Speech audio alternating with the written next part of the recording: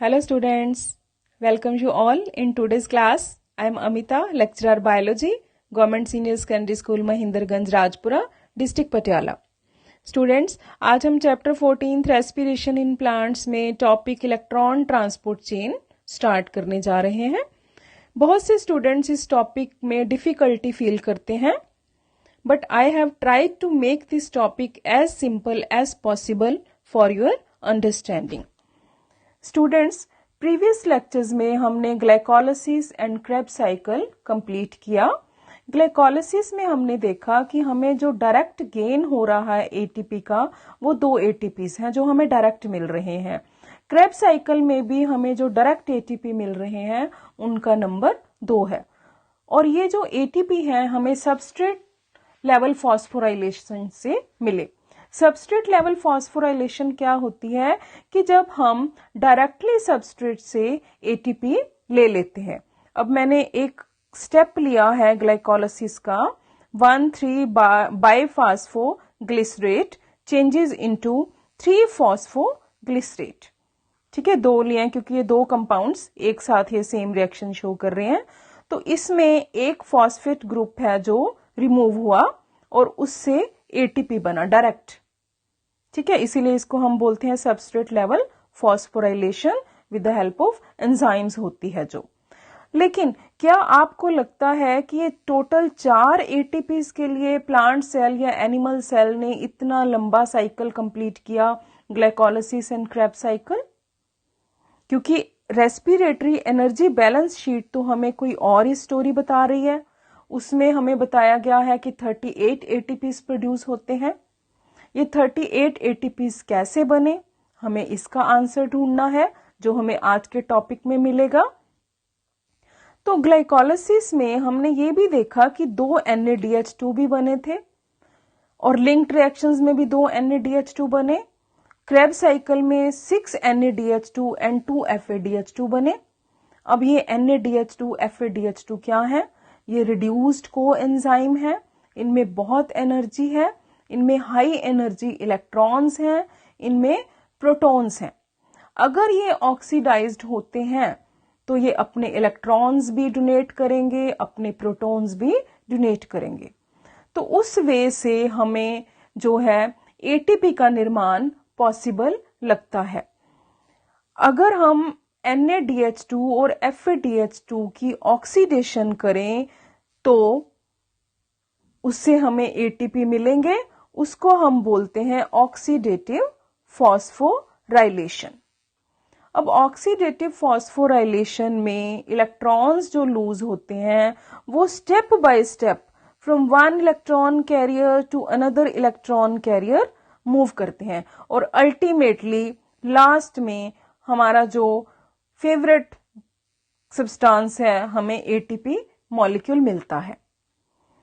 तो हमारे क्वेश्चन का हमें कुछ आंसर मिला कि ये जो रिड्यूस्ड कोएंजाइम्स हैं इनकी ऑक्सीडेशन से जो हमें एटीपी मिले उससे 38 का जो हमारा बैलेंस शीट है वो क्लियर होती है.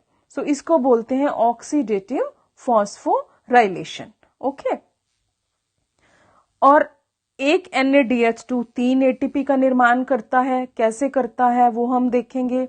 एक FADH2 2 एटीपीज बना सकता है by the process of phosphorylation, oxidative phosphorylation. कैसे बनते हैं वो भी हम देखेंगे. ठीक है, लेकिन इनको पहले हमें क्या करना पड़ेगा, ऑक्सीडाइज्ड करना पड़ेगा. ऑक्सीडेशन में इलेक्ट्रॉन्स लूज होंगे और वो इलेक्ट्रॉन्स एक इलेक्ट्रॉन कैरियर से दूसरे इलेक्ट्रॉन कैरियर तक मूव करेंगे.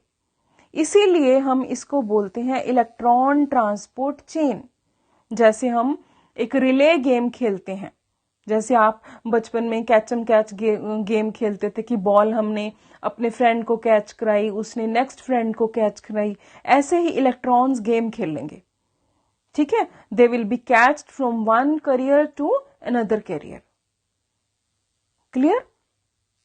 सो इतना आपको क्लियर हुआ कि एक सबस्ट्रेट लेवल फॉस्फोराइलेशन होती है, एक ऑक्सीडेटिव फॉस्फोराइलेशन होती है. ओके, सो अब हम समझे कि जो इलेक्ट्रॉन ट्रांसपोर्ट चेन है वो एक स्टेप वाइज प्रोसेस है. इसको हम डिफाइन कैसे कर सकते हैं?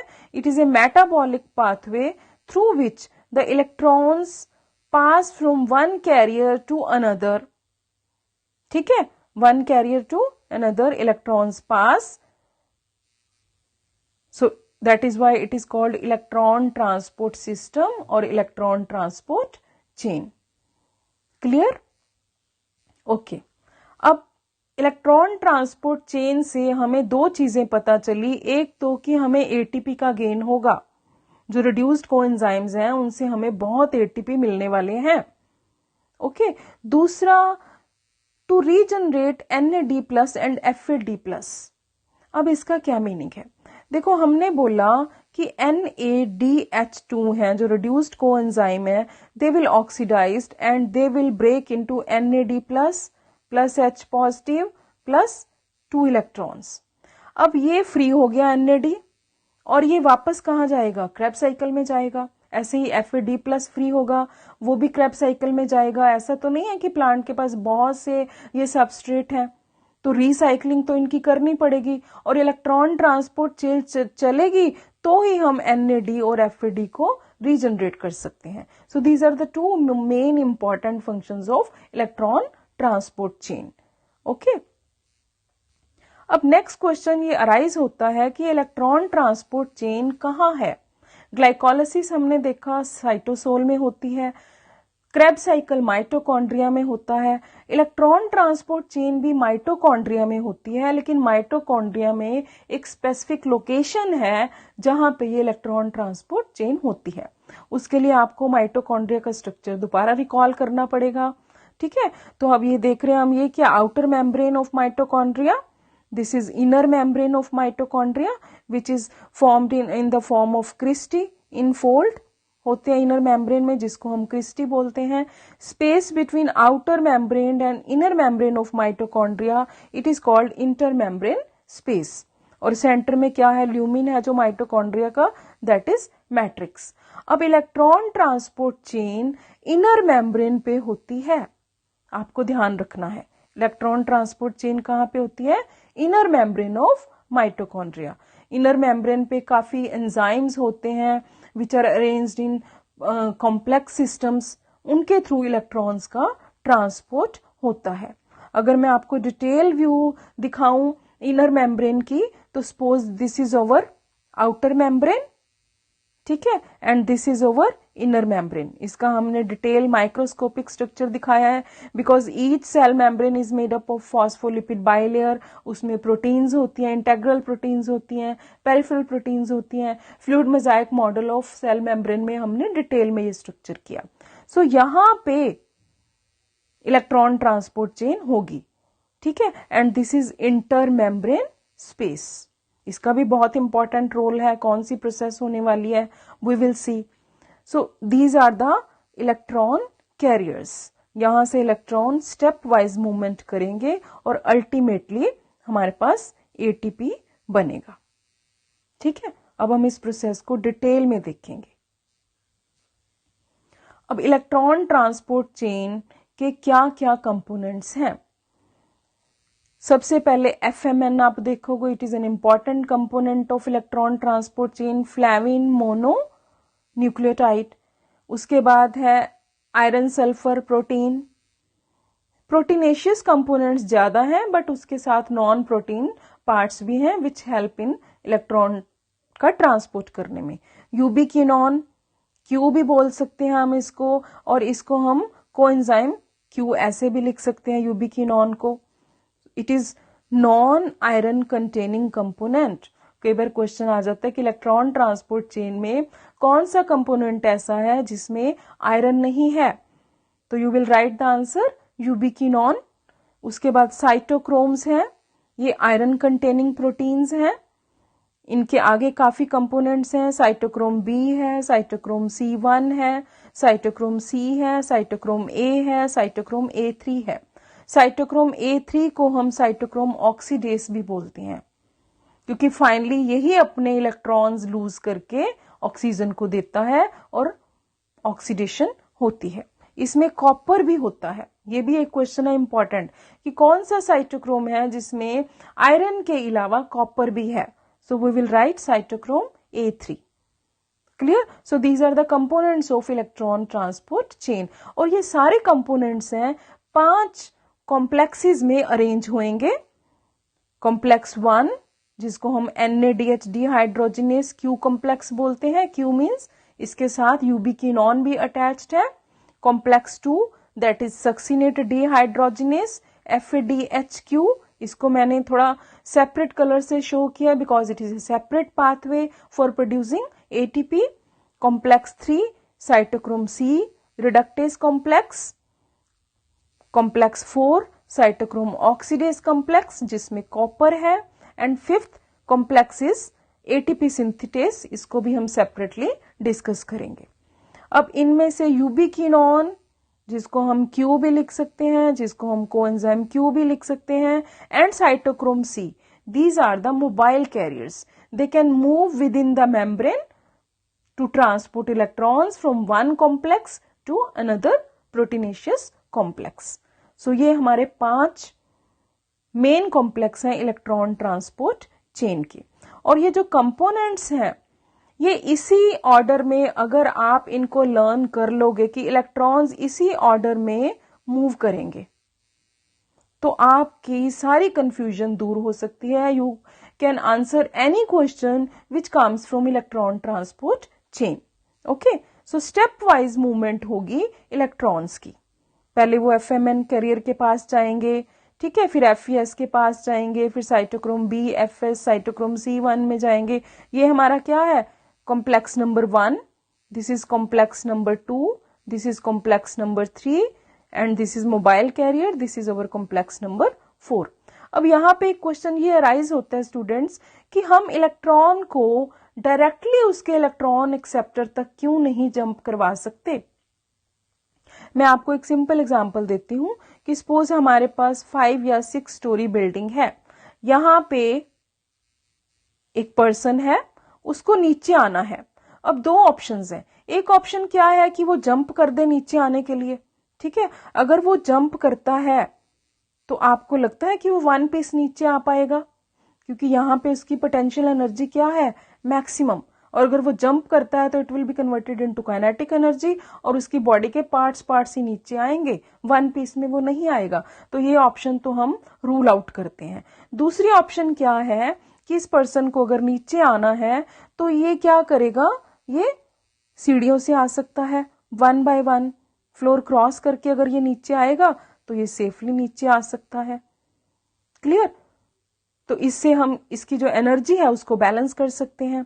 इन द सेम वे अगर हम इलेक्ट्रॉन्स को जो NADH2 की जब ऑक्सीडेशन होती है तो 2 इलेक्ट्रॉन्स रिलीज होते हैं. अगर वो डायरेक्ट नीचे आते हैं, ये इलेक्ट्रॉन्स डायरेक्ट नीचे आते हैं तो हम इनमें इतनी एनर्जी है कि हम इस एनर्जी को हार्नेस नहीं कर पाएंगे, एनर्जी वेस्ट होगी. तो फिर क्या करना पड़ेगा कि ये जो इलेक्ट्रॉन्स हैं they will move from one carrier to another. और ये कैरियर्स हैं जो they are arranged according to their increasing redox potential, oxidation redox potential. अब स्टूडेंट्स रिडॉक्स पोटेंशियल जो है वो क्या होता है? ऑक्सीडो रिडॉक्स पोटेंशियल आपने केमिस्ट्री में जरूर पढ़ा होगा. जितनी ज्यादा ऑक्सीडेशन होती है किसी की उतना ही उसका ऑक्सीडो रिडॉक्स पोटेंशियल ज्यादा होता है. और अगर उसकी रिडक्शन ज्यादा होती है तो उसका ऑक्सीडो रिडक्शन पोटेंशियल जो है वो ज्यादा होता है. ठीक है, जितनी ऑक्सीडेशन होगी रिडॉक्स पोटेंशियल इंक्रीज होता जाएगा. सो इलेक्ट्रॉन्स थ्रू कैरियर्स आते हैं और अल्टीमेटली उनका जो फाइनल एक्सेप्टर यहाँ पे बैठा है वो इनको एक्सेप्ट करता है. तो आपको समझ आया कि electrons why they move from one carrier to another, क्योंकि हमने उनकी एनर्जी को प्रॉपरली यूटिलाइज करना है. सो अब इलेक्ट्रॉन्स NADH2 भी ऑक्सीडाइज्ड होगा तो ये प्रोटॉन्स एंड इलेक्ट्रॉन्स छोड़ेगा. FADH भी जब ऑक्सीडाइज्ड होगा तो प्रोटॉन्स एंड इलेक्ट्रॉन्स छोड़ेगा. तो हम 2 पाथवे में इलेक्ट्रॉन ट्रांसपोर्ट चेन को स्टडी करेंगे. सो सबसे पहले लेट्स स्टार्ट कि NADH पाथवे से हमें कैसे ATP मिलते हैं और कितने ATP मिलते हैं. सो इसके लिए हमने फिर जो डिटेल्ड इनर मेम्ब्रेन का स्ट्रक्चर ड्रॉ किया माइटोकॉन्ड्रिया का. This is outer membrane, this is inner membrane and this is intermembrane space. Very important role है इंटरमेम्ब्रेन स्पेस का। This is the matrix of mitochondria. यहाँ पे हमारे जो है कॉम्प्लेक्स प्रोटीन सिस्टम है, this is complex number 1, this is complex number 3, this is complex number 4 and this is complex number 5. NADH pathway में हमें complex number 2 की नीड नहीं है, इसीलिए मैंने उसको ड्रॉ नहीं किया। ओके, ये आप समझ गए। अब मैं डायग्राम को जूम करती हूं क्योंकि हमने मूवमेंट ऑफ इलेक्ट्रॉन्स को अच्छी तरह से समझना है। क्लियर? ओके स्टूडेंट्स, सो मैट्रिक्स में NADH2 आया, कहां से आया बेटे? ये क्रेब साइकिल से आया। ठीक है, क्रेब साइकिल से जब NADH2 हमारे पास आया तो इसकी ऑक्सीडेशन हो गई, इसने H पॉजिटिव आयंस लूज कर दिए, इसने 2 इलेक्ट्रॉन्स भी लूज कर दिए। अब ये जो इलेक्ट्रॉन्स हैं they will move to the electron carriers. ठीक है, फर्स्ट कॉम्प्लेक्स सिस्टम की मैं बात कर रही हूं। फर्स्ट कॉम्प्लेक्स सिस्टम में ये जो इलेक्ट्रॉन्स हैं ये कहां जाएंगे? FMN के पास जाएंगे, FMN से FES के पास जाएंगे, आयरन सल्फर से ये चले जाएंगे क्यूनॉन, यूबिक्विनॉन के पास। ठीक है, जब ये यूबिक्विनॉन के पास जाएंगे तो एनर्जी का लॉस होगा। ठीक है, और उस एनर्जी का फायदा उठाते हुए हम 4 प्रोटॉन्स जो हैं थ्रू दिस कॉम्प्लेक्स नंबर 1 से हम जो है बाहर को खींच लेंगे from the matrix to the intermembrane space. 4 protons हमारे बाहर आ गए। क्लियर? अब जो यूबिक्विनॉन है इसने कहा कि मैं 2 इलेक्ट्रॉन्स तो लूंगा आपसे, कॉम्प्लेक्स सिस्टम 1 से बोला कि 2 इलेक्ट्रॉन्स तो मैं लूंगा लेकिन मैं साथ में 2 H पॉजिटिव भी लूंगा मैट्रिक्स से। तो ये रिड्यूस हो गया क्यूबिनॉल में। इसका काम ही यही है यूबिक्विनॉन का कि इसने इलेक्ट्रॉन्स लेने हैं, इलेक्ट्रॉन्स को ट्रांसफर करना है और मैट्रिक्स में से इसने H पॉजिटिव आयंस प्रोटॉन्स लेने हैं, उनको इंटरमेम्ब्रेन स्पेस में धकेलना है। यही काम है यूबिक्विनॉन का। ठीक है, अब इसने क्या किया?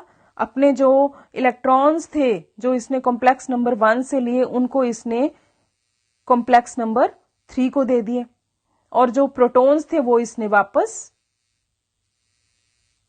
इंटरमेम्ब्रेन स्पेस में धकेल दिए। कॉम्प्लेक्स नंबर 2 की हमें पता है उसमें कौन कौन से इलेक्ट्रॉन कैरियर्स हैं। ठीक है, उसने में पहले जो यूबिक्विनॉन से इलेक्ट्रॉन्स लिए साइटोक्रोम B ने, फिर आयरन सल्फर ने लिए, फिर साइटोक्रोम C1 ने लिए, और इस कॉम्प्लेक्स ने भी जो है 2 प्रोटॉन्स इंटरमेम्ब्रेन स्पेस में धकेल दिए from the matrix to the intermembrane space. ठीक है, अब आप देख रहे हो कि इंटरमेम्ब्रेन स्पेस में प्रोटॉन्स की कंसंट्रेशन बढ़ रही है और मैट्रिक्स में H पॉजिटिव आयंस की कंसंट्रेशन कम हो रही है। ओके, सो हमने कॉम्प्लेक्स नंबर 3 तक जो है कंप्लीट किया स्टेप। ओके, अब जो इलेक्ट्रॉन्स कॉम्प्लेक्स नंबर 3 के पास हैं they will be picked up by cytochrome C. Cytochrome C is a mobile carrier which is present on the peripheral part of inner membrane. ठीक है, अब ये 1 by 1 इलेक्ट्रॉन्स लेगा। Complex number 3 से 2 electrons लेने हैं। पहले ये 1 इलेक्ट्रॉन लेगा, उस इलेक्ट्रॉन को ये कॉम्प्लेक्स नंबर 4 को देगा, उसमें पहले ये कॉपर को देगा, फिर उसके बाद साइटोक्रोम A को देगा, फिर साइटोक्रोम A3 को देगा। ये एक इलेक्ट्रॉन लेता है एक टाइम पे cytochrome C from the complex number 3। Okay, so जब इधर भी इलेक्ट्रॉन की जो ट्रांसपोर्ट हो जाएगी तो जो कॉम्प्लेक्स नंबर 4 है वो सिर्फ 2 ही प्रोटॉन्स को पंप आउट कर पाता है into the intermembrane space. Clear? ठीक है, should I raise this labelling? Okay, अब इलेक्ट्रॉन्स थे हमारे फाइनली सिस्टम 4 से मैट्रिक्स में आए। यहां पे हमारा बिग बॉस बैठा है ऑक्सीजन। इसने ये इलेक्ट्रॉन्स एक्सेप्ट किए। ऑक्सीजन हाईली इलेक्ट्रोनेगेटिव है और साथ में इसने मैट्रिक्स में से 2H पॉजिटिव भी ले लिए और अल्टीमेटली इसने वाटर बना दिया। And this water is called metabolic water. ठीक है, स्टूडेंट्स कई बार समझ नहीं पाते कि मेटाबॉलिक वाटर क्या है जो हमारे सेल्स के अंदर बन रहा है। इस प्रोसेस से बनता है मेटाबॉलिक वाटर। क्लियर? अब हम चलते हैं कि एटीपी कैसे बने। अब आप काउंट करो कि from the matrix intermembrane space में कितने H पॉजिटिव आयंस प्रोटॉन्स एक NaDH2 की वजह से गए? 4, ठीक है, 4, 4 + 4 8, 8 + 2 10 H positive ions intermembrane space में जमा हुए।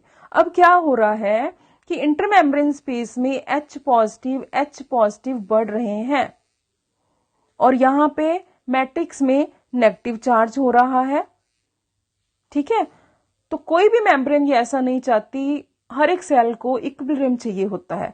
अब ये जो H पॉजिटिव आयंस हैं, they will try to cross this membrane and they will want to come again into the matrix, लेकिन वो नहीं आ पाएंगे इस मेम्ब्रेन के थ्रू। उनको एक कैरियर प्रोटीन चाहिए, वो प्रोटीन है हमारी कॉम्प्लेक्स सिस्टम 5 में है, and that is ATP synthetase. इसके दो पार्ट्स हैं, F0 एंड F1। F1 में एटीपी सिंथेटेस होता है। अब जब ये प्रोटॉन्स यहां से मूव करके अंदर आएंगे अलोंग द इलेक्ट्रोकेमिकल ग्रेडियंट, तो यहां पे जो F1 है, एटीपी सिंथेटेस है, वो इस प्रोटॉन मोटिव फोर्स से एटीपी जनरेट करेगा फ्रॉम एटीपी। यही हमारा पर्पस है कि हमने कैसे एटीपी बनाने हैं bye electron transport chain. Clear? आई होप कि आपको समझ आया होगा। ये था हमारा NADH पाथवे। सो अब आपको नोट्स बनाने हैं NADH पाथवे के, ठीक है। सो NADH2 is oxidized by NADH dehydrogenase enzyme. Electrons are then transferred to the ubiquinone located near the inner mitochondrial membrane. हमने देखा यूबिक्विनॉन जो H पॉजिटिव आयंस लेके यूबिक्विनॉल में भी चेंज होएगा। The process of NADH oxidation leads to the pumping of protons through protein complex 1 to the matrix, from the matrix to the intermembrane space. कितने protons pump हुए थे through system 1? 4 protons, okay. उसके बाद जो reduced ubiquinone था, it is further oxidised with transfer of electrons. इसने अपने electrons complex 3 को दिए, ठीक है। कॉम्प्लेक्स 3 ने साइटोक्रोम C को दिए। साइटोक्रोम C भी एक मोबाइल इलेक्ट्रॉन जो है प्रोटीन है, और इसने क्या किया, कॉम्प्लेक्स 3 से कॉम्प्लेक्स 4 को दे दिए, ठीक है। और कॉम्प्लेक्स 3 एंड कॉम्प्लेक्स 4 ने भी प्रोटॉन्स पंप आउट किए। कॉम्प्लेक्स 3 ने 4 H पॉजिटिव पंप किए, कॉम्प्लेक्स 4 ने 2 H पॉजिटिव पंप किए। ये भी आपको याद रखना है। और जब इलेक्ट्रॉन्स की ट्रांसफर हो रही थी, तो in the mean while ATP synthesis भी हो रही थी कॉम्प्लेक्स 5 से with the help of ATP synthesis. और ऑक्सीजन ने भी एक इंपॉर्टेंट रोल प्ले किया, उसने मेटाबॉलिक वाटर बना दिया by combining with protons and electrons. So ये था NADH pathway of producing ATP. अब हम चलते हैं FADH पाथवे में। It is similar to NADH pathway. इसमें क्या है कि जो हमारा कॉम्प्लेक्स सिस्टम 1 था वो इन्वॉल्व नहीं है, ठीक है। एक तो आपको ये बात याद रखनी है, इसमें स्टार्ट ही कॉम्प्लेक्स नंबर 2 से होता है, फिर 3 एंड 4 सेम है जैसे हमने NADH पाथवे में किए। So let's zoom the diagram so that everything is visible to you. अब सक्सीनेट क्रेब्स साइकिल मैट्रिक्स में हो रहा है बेटे, ठीक है। यहां से क्रेब्स साइकिल हो रहा है। क्रेब्स साइकिल से एक स्टेप है क्रेब्स साइकिल का, succinate is oxidise to fumarate, it will lose 2 electrons and 2 protons. अब आप बोलोगे कि क्रेब्स साइकिल का स्टेप मैं यहां पे क्यों मेंशन कर रही हूं बेटे? This is the only step which is linked with Krebs cycle as well as electron transport chain, क्योंकि इनका एंजाइम सेम है, succinate dehydrogenase, which is the integral part of this complex system. Clear? तो अब जो 2 electrons हैं वो क्या करेंगे, FADH2 से रिड्यूस हो जाएगा। FADH2 बना, उसने अपने इलेक्ट्रॉन्स लूज किए, FAD में कन्वर्ट हुआ। FAD ने अपने इलेक्ट्रॉन आयरन सल्फर को दिए, जो कि हमारे कॉम्प्लेक्स सिस्टम 2 के इलेक्ट्रॉन कैरियर्स हैं। साथ ही साथ जो H2 थे वो यूबिक्विनॉन ने ले लिए, यूबिक्विनॉल में चेंज हो गया।